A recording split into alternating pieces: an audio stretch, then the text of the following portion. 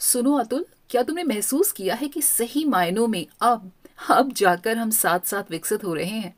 याद है, पहले हम कैसे एक दूसरे से चिपके लदे रहते थे, जैसे शादी का मतलब हो कि एक पल भी साथ रहने का हम गंवा ना बैठे।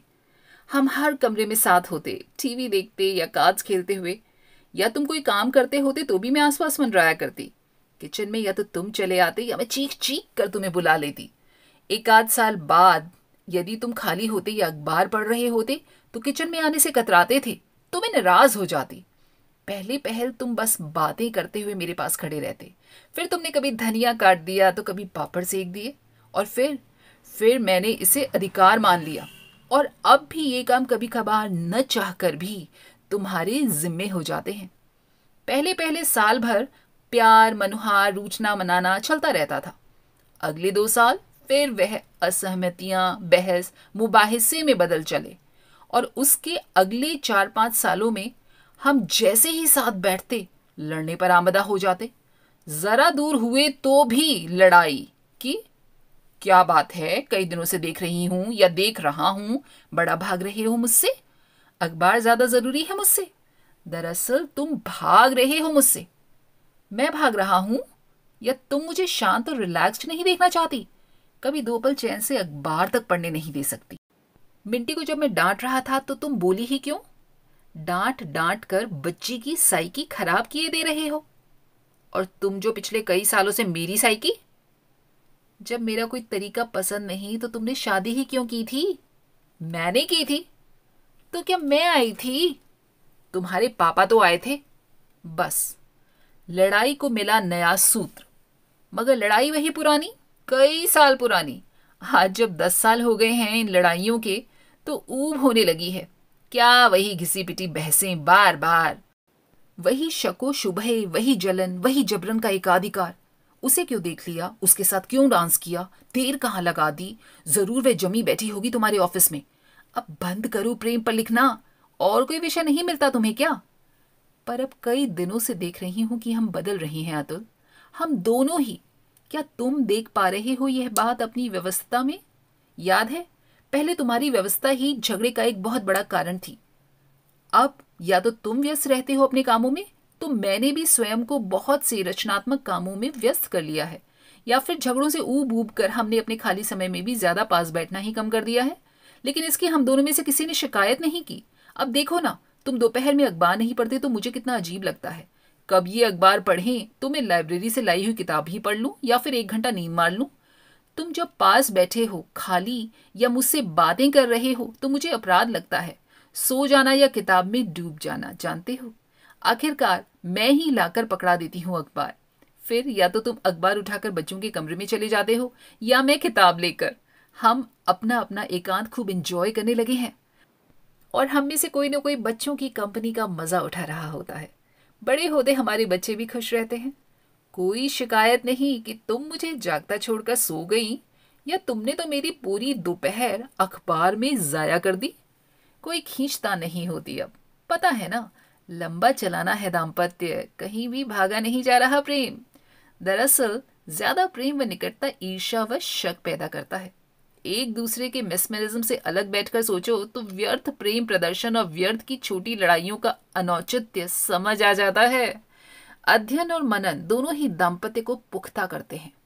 आपके पास कई विषय हो जाते हैं बात करने को, प्रेम व पड़ोसी के सिवा, है ना? हमारे पास अब एक दूसरे के सिवा, बच्चों के सिवा कई बातें हो गई हैं करने को। हम गंभीरता से फिर किताबें पढ़ने लगे हैं, जो कि शादी के बाद काफी सीमित हो गया था। मुझे अच्छा लगता है यह सब। अच्छा लगता है हम साथ साथ ग्रो कर रहे हैं। देखो ना, तुम्हारे साथ साथ एक आध बार मेरे भी चांदी के तारों में बदलने लगे हैं।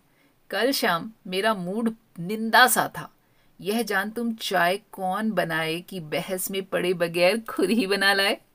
आजकल बिना आलस के रोज सुबह, बिना नागा, मैं भी तो तुम्हें बाथरूम के बाहर चाय का प्याला लिए मिलती हूँ। याद है ना? बहुत पहले शादी के एकदम बाद हम कार्ड्स खेल डिसाइड करते थे कि कौन चाय बनाएगा। शाम को जो हारेगा वो या जीतेगा वो। सुबह की चाय तुम दफ्तर में पी लिया करते थे। मुझे आलस आता था ना उठने में, रजाई में से मुंह निकाल कर पूछ लेती थी, चाय? सो जाओ तुम, अब देर हो रही है, अब क्या खाक चाय पिए कोई, यही कहते थे ना तुम। कितनी लापरवाह थी ना मैं। तुमसे स्वयं को लेकर सारे अधिकार चाहती थी और तुम्हें देते लापरवाही कर जाती थी। अब नहीं, मुझे पता है तुम्हें मेरे हाथ की चाय पसंद है। कहते नहीं हैं तो क्या, पहले मैं तुम्हारे नाश्ते के प्रति भी लापरवाह थी, लेकिन अब नहीं। तुम्हें एसिडिटी रहने लगी है।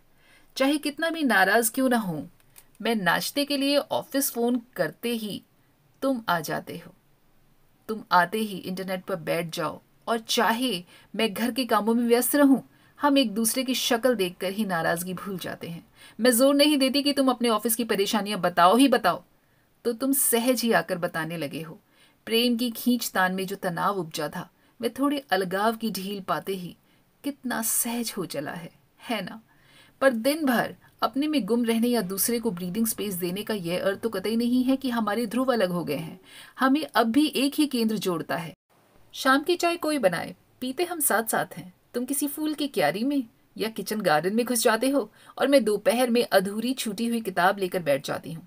तुम गार्डन में आए किसी नए रंगीन पत्ते, कली, फूल के आने का समाचार पहले पहल देने में थ्रिल महसूस करते हो। मुझे भी गार्डन में रुचि है, पर मेरा वक्त सुबह का है। अक्सर मुझे सुबह की सैर के बाद ही पता चल जाता है कि क्या नया उगाया है हमारे साथ साथ सहेजी बगिया में। अक्सर मैं तुम्हें कहती हूँ, मुझे पता है जी। कई बार अभिनय भी करती हूँ आश्चर्यचकित होने का, और कई बार सच में पता नहीं होता कि चिर प्रतीक्षित गोभी के पत्तों में एक मक्खन सी नन्ही गोभी झांक पड़ी है। ये एक बहुत प्यारी सी चीज है, साझी चीज है, जो हमारे संबंधों में ऊर्जा पैदा करती है। तुम ही कह रहे थे ना कल, फेंगशुई में प्रचलित है कि जो पति पत्नी एक साथ घर के गार्डन में रुचि रखते हैं या काम करते हैं, उनका दाम्पत्य मधुर होता है। तुम यह भी बता रहे थे कि बोनसाई ठहराव का प्रतीक है। जिस घर में रखो वहां विकास थम जाता है। वैसे भी नितांत अप्राकृतिक व क्रूर है यह बोनसाई बनाना या रखना। कैक्टस विषाद का प्रतीक है। गुलाब, चंपा व सुगंधमय पौधे शांति और प्रेम के प्रतीक हैं। इसी तरह तो फिर सिलसिले जुड़ते चले जाते हैं। बातों के मैं अपनी पढ़ी किताब की चर्चा करती हूँ तो कहानियां फिर वैसी ही कुछ सच्ची घटनाएं, और बात अक्सर स्त्री पुरुष संबंधों पर आ टिकती है। फिर आकर्षण, विवाह, विवादों, मनोविज्ञान और अवचेतन की ग्रंथियों के बारे में बातें करते हुए अपने मनु की गुत्थियां दूसरों की कहानियों के बहाने सुलझाने लगते हैं। सुनो, स्त्री की था पाना मुश्किल है। मैं तो उसे बहुत घरेलू समझती थी। पता है, आज पढ़ी मैंने ये कहानी, इसमें भी तो नायिका। दरअसल समाज विवाह तो सभ्यता की देन है। बेसिक इंस्टिंक्ट तो वही पॉलीगैमी के हैं। प्रकृति में देखो, मोर नाचता है, कई मोरनियों को आकर्षित करता है। कुछ होती हैं, कुछ दाना चुगती हैं। आजकल भी स्त्रियों को भी किसी न किसी अन्य पुरुष के लिए क्रश तो होता होगा ना, पर वही एक्सप्रेस करना वर्जित है। हाँ, सच, तुम सच कह रहे हो। पुरुष कितना ही सोचे कि वो आजाद है बहुत से फ्लर्ट करने को, लेकिन उसकी पत्नी बड़ी एकनिष्ठ हो, मगर स्त्री विवश है। मान्यताओं के आगे तो शरीर से ना सही, मन ही मन आकर्षित तो होती ही होगी। हमें बचपन से यही कहानियां सुनाई जाती रही हैं कि सीता जी ने अग्नि परीक्षा के समय कहा कि यदि मेरे मन में भी राम के सिवा किसी पर पुरुष का विचार आया तो अग्नि मुझे जला देना। भारतीय स्त्रियों की मानसिकता को धर्म व मर्यादा की पाट से बांधने के लिए ही तो है। यह अब सालों से होता आया है।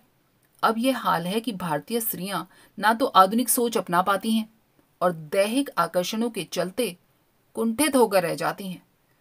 हाय, पता है, शादी के कुछ साल तक मैं इसे ही सच व विवाह की पवित्रता समझकर किसी आकर्षक युवक को देखना चाह कर भी मन को मार लेती थी। तुम शैतानी से मुस्कुराते हुए कहते हो, कब तक? जब तक तुम्हारा भूत सर पर था तब तक। अब उतर गया?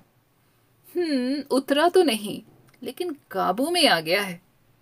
ऐसी ही न जाने कितनी बातें बहुत समझदारी से एक दूसरे पर बिना प्रहार किए हम वहीं अपने गार्डन में किताब पढ़ते, गमले सहेजते, मजाक करते करते कर डालते हैं।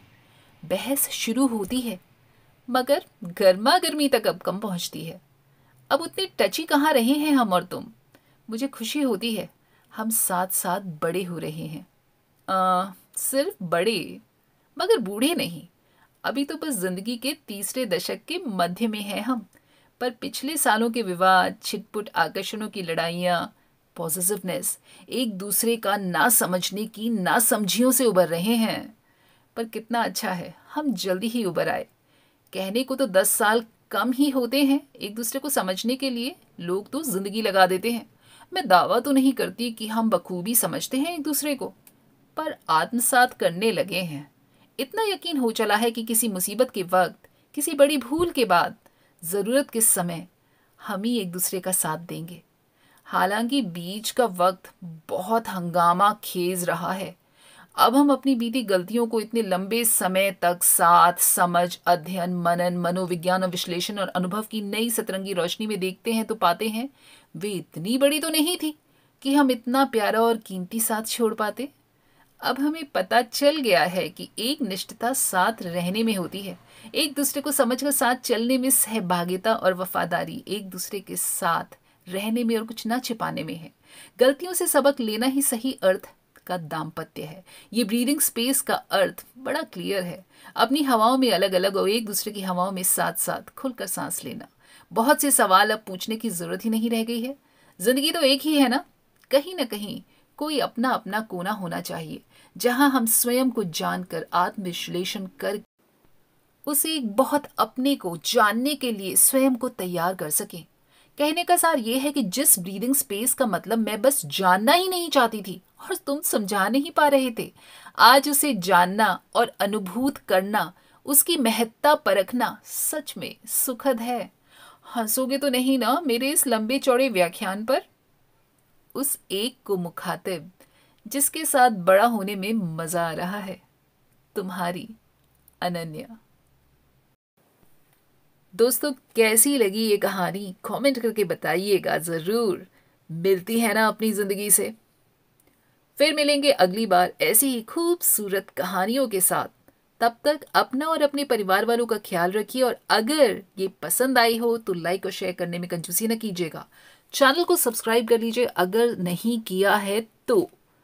स्वस्थ रहिए और मस्त रहिए। नमस्कार।